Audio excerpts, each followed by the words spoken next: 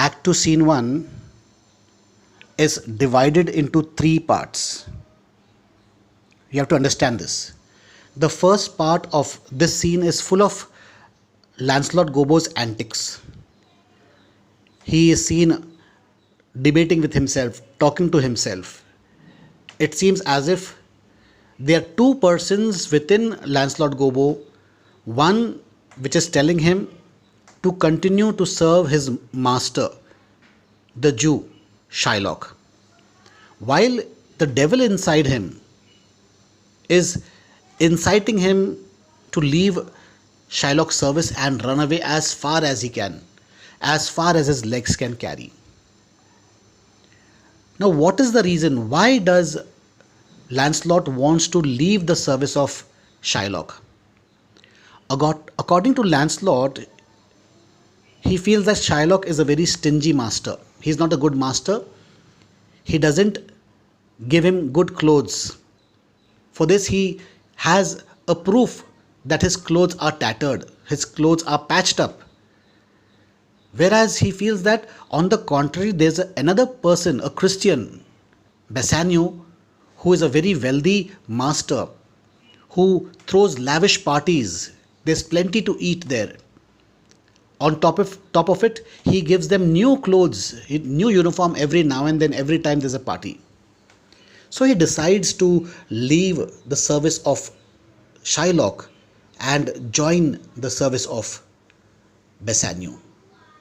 While he is debating with himself, suddenly he sees that his father, old Gobbo, who is blind, he happens to come on the scene. Taking advantage of old Gobbo's blindness, Lancelot wants to make fun of his father, which is not very good.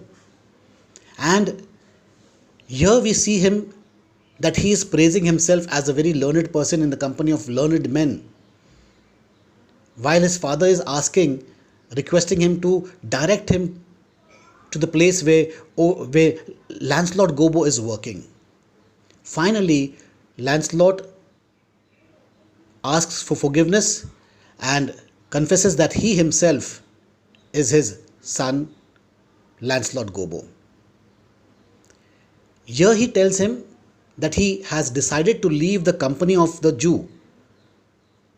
He doesn't want to serve Shylock anymore, and he intends to serve Bassanio instead. While he is debating, at that time Bassanio and Gratiano appear on the scene, and it is here that he says, "They, father, go and request him." Again, there are some lot of antics here, a lot of funny dialogues between Lancelot Gobbo, old Gobbo, and Bassanio. Finally, because of his flattery, the way Lancelot Gobbo uses his words, Bassanio is impressed and he takes Lancelot into his service. This is the second part of the scene. In the third part of the scene, we see that Gratiano is eagerly requesting Bassanio to take him along with him. Bassanio, on the contrary, feels that Gratiano's company to Belmont will spoil his chances of winning Portia's hand. The reason for this is because Gratiano is a big talker. He talks a lot. He laughs loudly. In short, he feels that Gratiano is ill-mannered. He doesn't know how to behave in royal company. But Gratiano insists. He insists on being taken because he says, I will hold my tongue. I will bless myself every now and then. I will carry a Bible in my pocket to show that I am a very holy man. I will not laugh loudly. Finally, Bassanio agrees to take Gratiano along with him. And they decide that before they go for the voyage in pursuit of Bassanio's dream, to win Portia's hand, they decide to have a grand party, a grand celebration, and invite the whole town, all the respectable citizens of the town. And that is when Graciano said that today you will not bar me from laughing loudly, from enjoying myself, because we are in the company of friends.